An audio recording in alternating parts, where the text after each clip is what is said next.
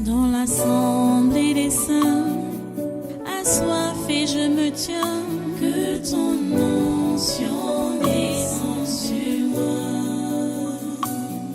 Conscient que mon destin est dans le creux de ta main, que ton onction descende sur moi. Je suis disposé, assoiffé, que ton onction descende sur moi. Je suis disposé, assoiffé, que ton onction descende sur moi.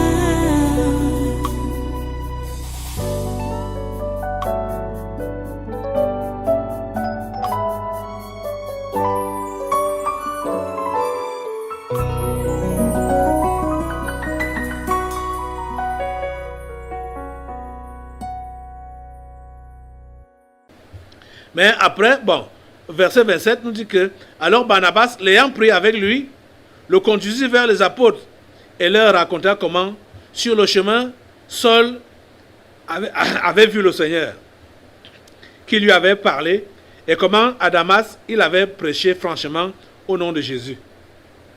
Il allait et venait avec eux dans Jérusalem et s'exprimait en toute assurance au nom du Seigneur. Verset 29. Il parlait aussi et disputait avec les hellénistes, mais ceux-ci cherchaient à lui ôter la vie. Même les hellénistes, ceux-ci cherchaient à lui ôter la vie. Vous voyez, en un temps record, cet homme est recherché à être tué. Vous voyez que là-bas même à Damas, on a gardé la ville. J'ai même sauté...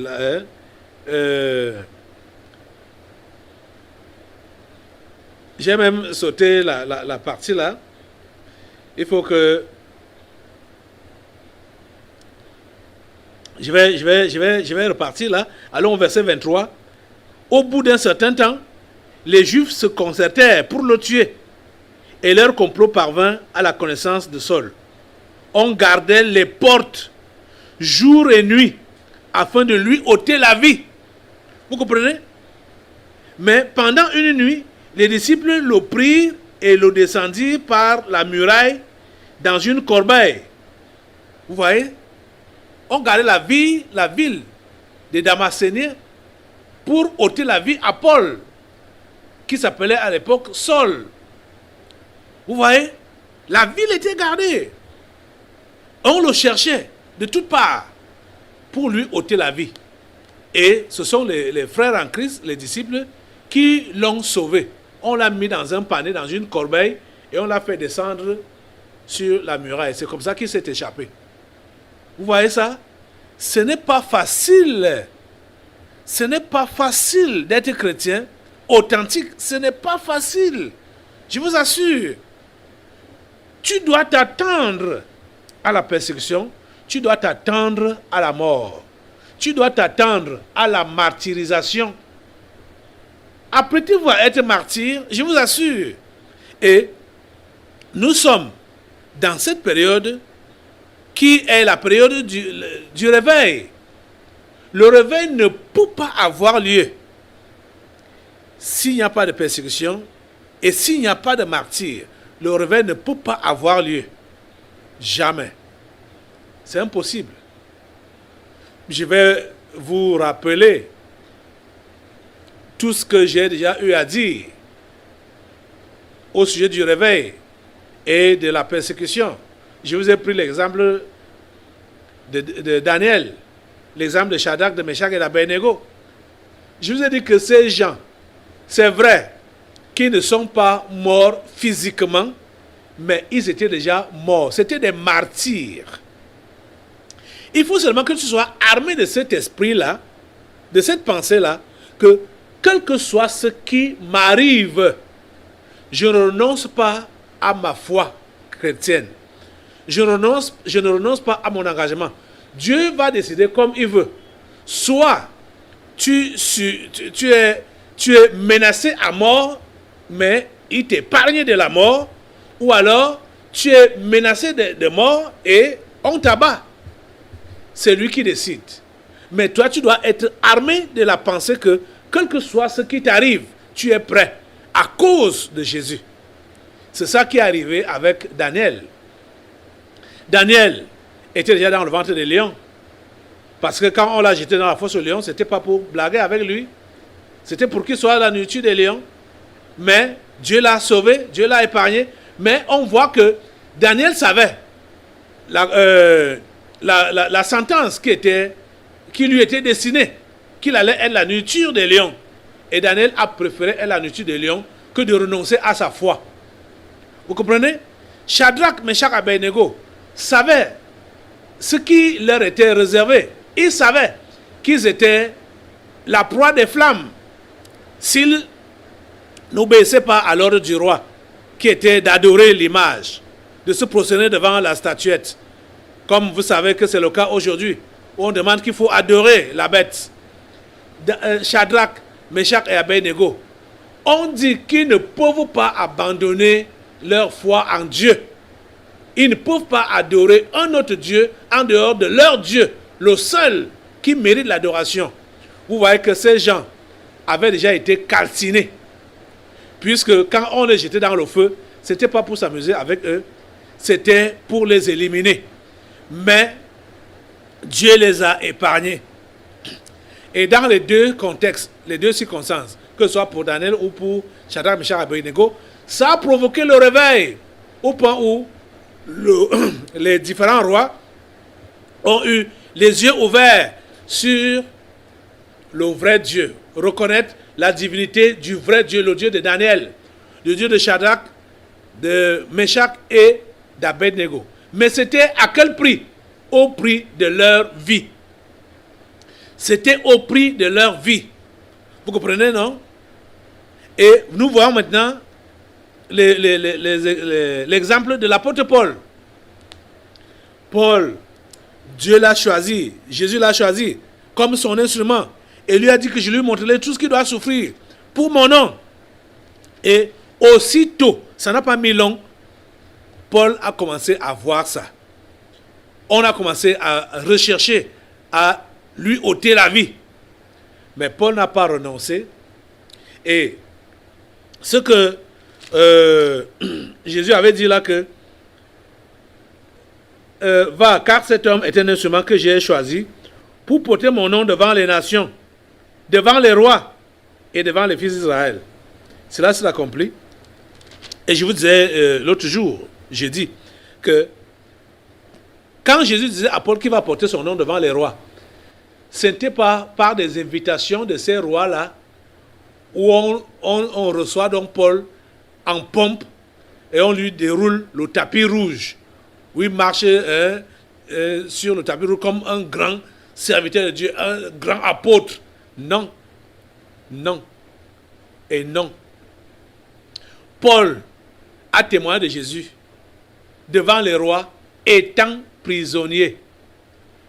Et il a eu l'occasion de ce que les Actes des Apôtres nous rapportent, à 3 reprises, à parler de Jésus devant les rois. On va voir ça rapidement. On va voir ça, les différents rois à qui Paul a parlé de Jésus. Dans quel contexte? En tant que prisonnier. Parce que quand Paul est allé à Jérusalem, pour une autre fois, il a été arrêté. Il a été arrêté. Et il était déjà donc un prisonnier. Au chapitre 24 des Actes des Apôtres, on voit que Paul parle au gouverneur Félix. Voilà la première autorité devant qui Paul parle de Jésus, mais étant dans les chaînes, dans les liens, étant prisonnier. Dans Acte 25, il parle au gouverneur Festus. Dans quel contexte? Étant prisonnier. Toujours dans Acte 25, Il parle au roi Agrippa. En tant que qui? En tant que prisonnier. Vous voyez, même jusqu'au chapitre 26 des Actes, Paul parle toujours à Agrippa, le roi Agrippa, en tant que prisonnier. Et dans ce chapitre 26 des Actes, qu'on voit que directement, Paul lance l'appel à Agrippa de donner sa vie à Jésus. Ce que Jésus lui a dit, qu'il va devenir au chapitre 9, lors de sa conversion. Acte 26. Allons dans Acte 26, ouvrez-la. Ok. Quand Paul a donc prêché,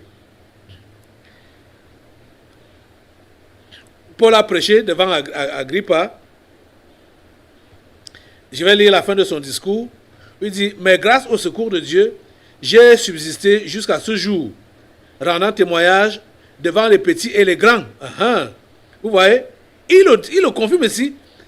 J'ai subsisté jusqu'à ce jour, rendant témoignage devant les petits et les grands, sans m'écarter en rien de ce que les prophètes et Moïse ont déclaré devoir arriver, savoir que le Christ souffrirait et que, ressuscité le premier d'entre les morts, il annoncerait la lumière au peuple et aux nations. Verset 24. Comme il parlait ainsi pour sa justification, Festus dit à haute voix, « Tu es fou, Paul, ton grand savoir te fait déraisonner. » « Je ne suis point fou. » Très excellent, Festus, répliqua Paul. « Ce sont au contraire des paroles de vérité et de bon sens que je prononce. Le roi est instruit de ces choses et je lui en parle librement, car je suis persuadé qu'il n'en ignore aucune, puisque ce n'est pas en cachette qu'elles se sont passées. Crois-tu au prophète, roi Agrippa? Vous voyez, Paul lui lance même, s'adresse à lui directement. Crois-tu au prophète, roi Agrippa? Je sais que tu y crois. Et Agrippa dit à Paul, tu vas bientôt me persuader de devenir chrétien. Vous voyez? Hey, Agrippa dit, tu vas bientôt me persuader à devenir chrétien? Paul répondit, que ce soit bientôt ou que ce soit tard, plaise à Dieu non seulement toi, mais encore tous ceux qui m'écoutent aujourd'hui, vous deveniez tel que je suis, à l'exception de ces liens, en présentant ces chaînes. Il était prisonnier et il prêchait. Il prêchait aux foules, il prêchait au peuple, il prêchait aux rois. Ils étaient là, rassemblés, deux rois, deux responsables, Festus et Agrippa. Vous voyez? Directement, exactement comme Jésus avait dit que cet homme est un instrument que j'ai choisi pour porter mon nom devant les nations, devant les rois et devant les fils d'Israël. Et voilà ça que Paul est en train de faire ici. Et dans quel contexte? Dans le contexte de souffrance, de persécution, de rejet. Il était rejeté, il était persécuté, il était maltraité, il était dans les liens. C'est comme ça que Jésus nous a destinés. Je vous ai dit jeudi que tout ce que Jésus a dit aux apôtres, aux 12 et aux foules, comme on a vu dans Luc 14 là, c'est à nous que Jésus-Christ le dit. Quand il apparaît à Saul de Tarse et lui dit ces paroles qu'on a lues dans Acte 9 là, c'est à nous que Jésus-Christ le dit. Nous avons la même mission qu'avait l'apôtre Pierre, Jean, Jacques, André et consorts. Nous avons la même mission qu'avait Saul de Tarse, qui est devenu l'apôtre Paul. Nous devons nous attendre à ce que dès que nous donnons nos vies à Jésus, en esprit et en vérité, les persécutions sont devant nous, Les oppositions sont devant nous, mais nous ne devons pas nous taire. Nous devons témoigner de Jésus et nous attendre à tout ce qui peut nous arriver. Et je le redis, le réveil ne peut jamais avoir lieu si les instruments de ce réveil ne connaissent pas de l'opposition. Les instruments de ce réveil doivent connaître de l'opposition, doivent connaître la persécution. Et c'est dans ça que nous sommes en train de passer actuellement. Le tabernacle de la liberté connaît la persécution parce que Dieu a choisi ce ministère pour porter le réveil au monde entier. Nous sommes la seule église qui est fermée au Cameroun, dont le temple est scellé au Cameroun. Le temple, je dis bien le temple, mais ce n'est pas l'église qui est scellée. Au Cameroun, depuis de longs mois aujourd'hui, plus d'1 an aujourd'hui, que notre temple a été scellé à cause de la persécution. Parce que nous témoignons de Jésus. Nous ne voulons pas adhérer au satanisme universel. Nous appartenons à Jésus, c'est notre appartenance à Jésus qui nous vaut tout ce que nous subissons aujourd'hui comme discrimination, comme persécution. Et vous savez que certains de nos frères ont été arrêtés abusivement et ont été même condamnés abusivement à cause de leur appartenance à Jésus. Vous savez ça? Les 10 qui avaient été arrêtés là-bas en Bankomo, le tribunal les a condamnés à soit 3 ans de prison comme ça pour parler de... ils ont donné... Quels sont les motifs qu'ils ont retenus là? Rébellion, machin... oui, rébellion. C'était le chef d'accusation principal. Oh, ce n'est pas ça. C'est leur appartenance à Jésus. Ils ont dit qu'ils appartiennent à Jésus et ils n'adhèrent pas au satanisme universel. C'est tout. Ils n'adhèrent pas. Vous voyez? Nous sommes en train de subir cela. Ça peut étonner les gens. Hein? Mais je vous dis, ce qui est bizarre, tout à l'heure, là, pendant la prière, je vais donner l'exemple d'un activiste là-bas en France. Lui, ce n'est pas pour les raisons de la foi. C'est pour les raisons juste, soit... je peux m'appeler ça comment? Parce qu'il voit juste le mal que ces gouvernants du monde sont en train de faire à l'humanité. Et il s'oppose. On lui a collé, on l'a arrêté, on lui a causé des motifs qu'il est association de malfaiteurs, machin, terrorisme, machin, tout ça là. Or, ce n'est pas ça. Vous autres, en tant que chrétiens, on va vous coller des faux motifs, hein, mais ça doit être à cause de votre foi. À cause de votre foi que vous devez, et quand ils le font, à cause de votre foi, je sais que l'entourage, ce qui est sûr, l'entourage saura la vérité, et eux-mêmes savent la vérité, que ce n'est pas pour le faux motif qu'ils ont collé sur vous là, qui vous condamnent ou qui vous persécutent, mais c'est à cause de votre foi. Et l'entourage aura aussi l'occasion de savoir que c'est à cause de votre foi. Parce que pour notre frère, celui qui ne s'est pas compromis, qui est là-bas détenu à la prison de Ngumu, à Nkwangmoyos, on m'a fait savoir que l'autre jour, on l'a malmené pour l'amener au tribunal. Je ne sais pas exactement ce qu'on lui a fait. Soit on l'a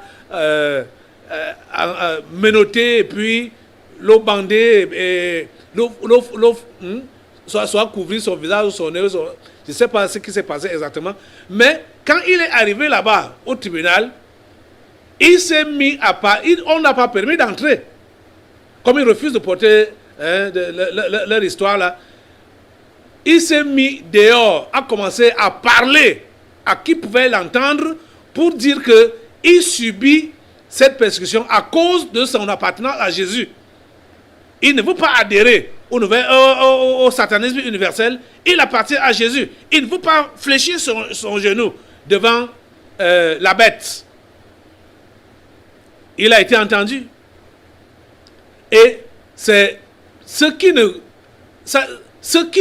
sont ses bourreaux savent pourquoi ils le maltraitent.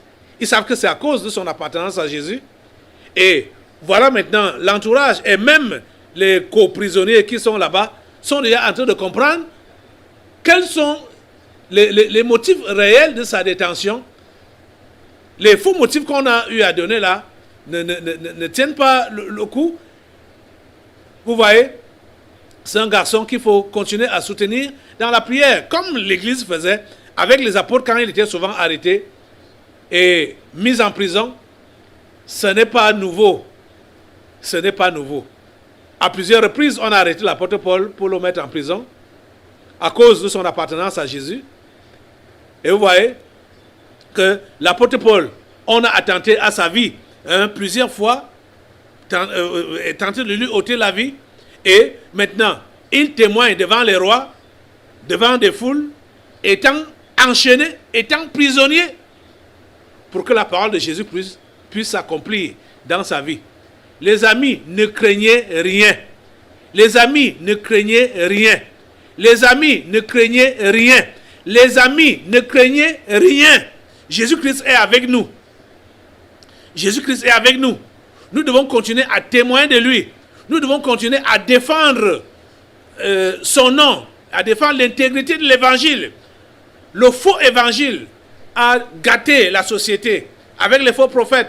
Ils ont gâté la société, ils ont gâté le monde. Et ils sont de connivence. C'est eux-mêmes qui sont les supports des tyrans de ce monde. Nous devons témoigner de Jésus et nous ne devons pas plier le genou devant la bête. Nous devons clamer haut et fort notre appartenance au Seigneur Jésus, à qui veut nous entendre et être prêt à subir tout ce qui peut nous arriver. Vous comprenez ça? Ne baissez jamais les bras. Ne baissez jamais les bras. Attendez-vous à toutes sortes de maltraitances à cause du nom de Jésus. Il nous a avisé. Ce que l'apôtre Paul a vécu, c'est ce que nous sommes appelés à vivre. Ce que les apôtres ont vécu, c'est ce que nous sommes appelés à vivre. Et nous savons qu'à leur époque, ils ont connu un réveil dans leur monde de ce temps-là. Et Dieu a prévu qu'un réveil doit avoir lieu en cette période. C'est dans des temps troubles comme celui-ci que ça doit avoir lieu. C'est pourquoi, amis, ne baisse pas les bras. Ne baisse pas les bras. N'abandonne pas. Ne crains rien. Jésus a promis d'être avec nous tous les jours jusqu'à la fin du monde. Le monde n'est pas encore fini. Et Jésus est avec nous. Il nous soutient, il nous supporte. Prenez courage. Prenez courage.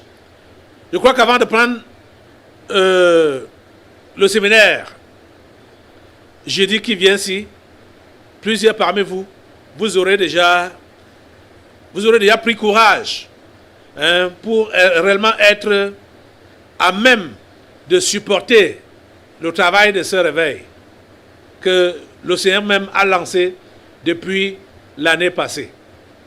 Comprenez ça? Tout à l'heure, nous allons passer aux délivrances prophétiques et aux interpellations parce que j'ai mis certains esprits en cage. Nous allons passer aux interpellations. Avant cela, tu vas te lever pour répondre à Dieu par rapport à tout ce que tu as entendu, par rapport à son interpellation. Tu ne dois pas avoir peur. Tu ne dois pas avoir peur. Tu ne dois rien craindre. Le Seigneur Jésus-Christ est avec toi. Il est avec nous. Lève tes mains, dis-lui, Seigneur, je m'abandonne à toi.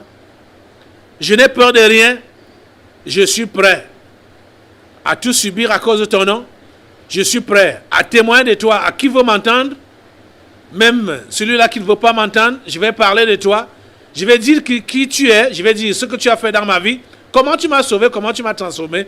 Je veux parler de toi, Seigneur, à mon entourage. Je veux parler de toi à ce monde. Et je m'attends à tout. Je suis prêt pour tout. Je suis prêt pour tout. Même pour la mort. Je suis prêt pour la maltraitance. Je suis prêt pour la persécution. Je suis prêt. Seigneur, me voici. Je suis prêt. Merci Seigneur, parce que tu m'enveloppes de ton esprit et de ton courage pour que je puisse témoigner de toi. À toi toute la gloire et tous les honneurs. Au nom puissant de Jésus, j'ai prié. Amen. Amen. Nous allons donc passer aux interpellations. Donc l'interpellation va se passer par l'esprit appelé la semence du figuier stérile et l'avertissement.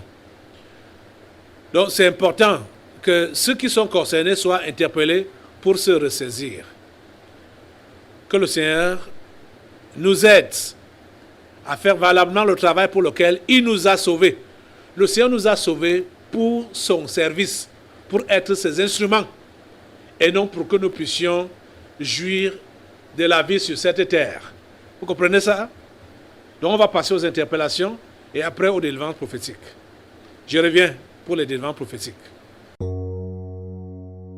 Dans l'assemblée des saints, assoiffé je me tiens, que ton onction descende sur moi. Conscient que mon destin